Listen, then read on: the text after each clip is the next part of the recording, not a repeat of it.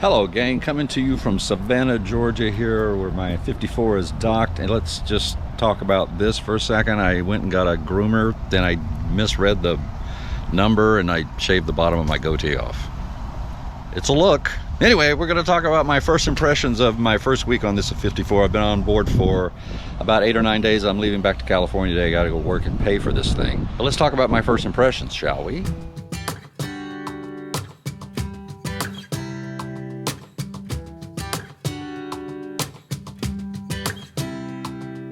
Alright, let's start in the Flybridge. Yeah, it's bad. Anyway, first of all, the handling of this boat is amazing. I've just grown to love it. I fell in love with it in the BVI when I chartered it, and now that it's my own, I'm just very, very happy with it. Docking is easy. I've got the dockmate, so that's quite easy. Although, you can't really crab with the dockmate because I only have a bow thruster. I don't have a stern thruster, so I'm still getting into that with them to figure out exactly how that, because if I push left or right, it only activates the bow thruster, which doesn't really help you all that much other than the bow thruster. So it's so comfortable up here on the Flybridge that I'm really, really pleased with it. I've only had 2 people up here so far, but it was very, very comfortable. All of the C-Zone and all of the Volvo Pinto displays are great. The guys from Aquila hooked me up and connected the C-Zone to my iPad, so I'm able to control everything on the boat from my iPad anywhere on the boat. Anything, lights, blowers, bilge pumps, whatever. I can do it all from my own personal iPad, which is great. We had a few GPS problems, and that was in the Ray Marine, but they're getting those fixed. Other than that, it's been great. I will tell you, the only downside of this that I have found so far is it gets hot up here, like really, really hot. There are not enough AC vents up here in order to keep it cool. So I highly recommend when you go to bed, close all the curtains that you see behind me. All of this will be enclosed behind me. There are no curtains in front, and that's really where the problem lies, is that, the sun just beats through this glass, and it just gets really, the AC has a hard time catching up. And this is in May, not August in Georgia, so it's going to be a little heated. They have put an extra vent right in front of the driver, which is great. The only problem with that is the windshield wipers then don't go all the way to the center. So when it's raining, I gotta lean to the right a little bit. I gotta lean that way. You see how it's in the center? So I gotta lean over here to see through, because in the middle right here, there's rain. Didn't think that one through. So they're gonna help me figure that one out too. The other thing I would say is there's only one AC outlet up here, which I think there should be a lot more. There should be one back here where the table is. If anybody wants to be working back there, I think you need that. So I would also have that. The chairs are great. You can swivel them. They're a little awkward to deal with, but they work really well and they're incredibly comfortable. So I don't know why, but I was under the impression that the table was going to be table height. It's not. It's coffee table height. If you're expecting to sit at a table back here, it's either that or I checked the wrong thing off when I ordered this. It doesn't matter anyway. I'm replacing it with a teak table. I'll get into why we can't get teak tables on a yacht that's this expensive. I'll get into that in a minute. But anyway, we're replacing it, and we're going to put a high-low pedestal so that it can be either or. And we're also going to put some leaves in, because it doesn't quite go all the way to the bench, so as a table you wouldn't be able to use it because it's too far away. So we're going to put some leaves in that allows it to become a dining area. I'm very excited about the TV, which is going to be right here. It drops down, so we'll be able to have TV in here that you can see from outside and inside. This has become my favorite spot at night. This is our marina here. I'm going to put in a couple of teak chairs here. I think would be lovely to have. So far everything here is working great. I'm going to get a cover for the barbecue because it looks bad when you don't cover up a barbecue. Okay, going from the Flybridge down the Salon, these stairs, although it's wonderful to be able to come up here inside from the Salon, these stairs are very narrow, and they're going to replace them with a little wider stairs, especially the third one. How tiny that little thing is. Barely bigger than my foot. So these are going to get replaced with bigger ones to make this easier to come down. Just a little treacherous. You got to hang on when you're coming up and down. But the idea of having this inside basically makes the Flybridge another room, which is why we didn't put a table in the Salon. It just makes the Salon so much bigger, and I got this idea from April and Larry Smith at the One Eye Dog. They did this on their 44, and it just opens up the whole thing. Sorry, there's a TV and a sound bar that's going to go there, so this is in the way now, but we'll just put an ottoman or something nice like that with a little table to put drinks on and stuff, and so we'll just work it that way, but it just makes the room open up so much more. I absolutely love this salon. It makes me feel like I'm in a huge super yacht, even though this is a 54 that I can handle myself. So it just, I look forward to all the great times we're going to have in this room. Now, at the price point that we're paying for this, the one thing that I think they need to improve is these blinds.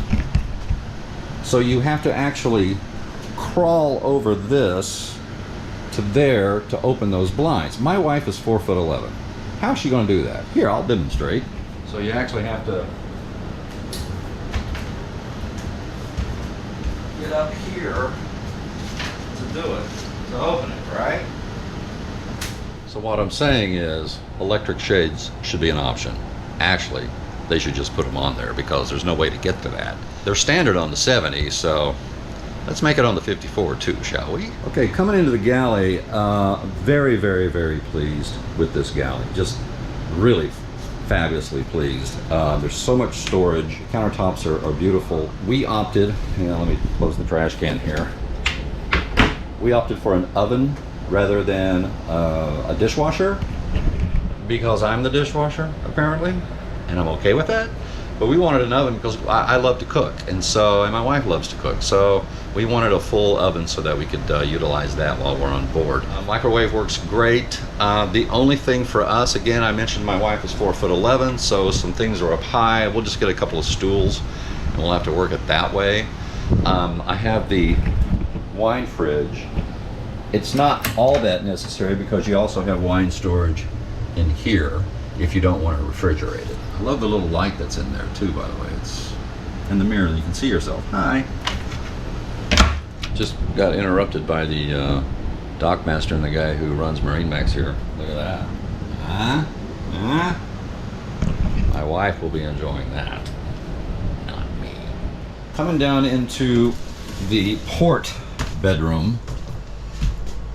No one's really stayed in this yet, so I don't really have an opinion on it yet. I will say the beds are really comfortable. They're 7 or 9 inches thick. I mean, they're really thick, so they're very, very comfortable. I need a little padding on them, because just as you do with all the beds that are on a boat. And my wife is a master at that, so I'm looking forward to her getting a hold of that here. On the charter version of the showers, they had the wooden lattice down at the bottom of the shower, and with that, every time somebody would take a shower, it literally would spill out onto the floor because it just didn't fit in there. So they've eliminated that now, and this, even though it's not as pretty, is much better, and everything drains perfectly in these showers. Remember when I said I can control everything from my iPad? Here it is. So I can scroll through this, water waste, the engines. I can move fuel from one tank to the other. All my lights, if I touch that, the light pops up there. I turn the light on. So not only can I turn it on if I push this, then I can adjust the level of light, right, for mood lighting. How cool is that?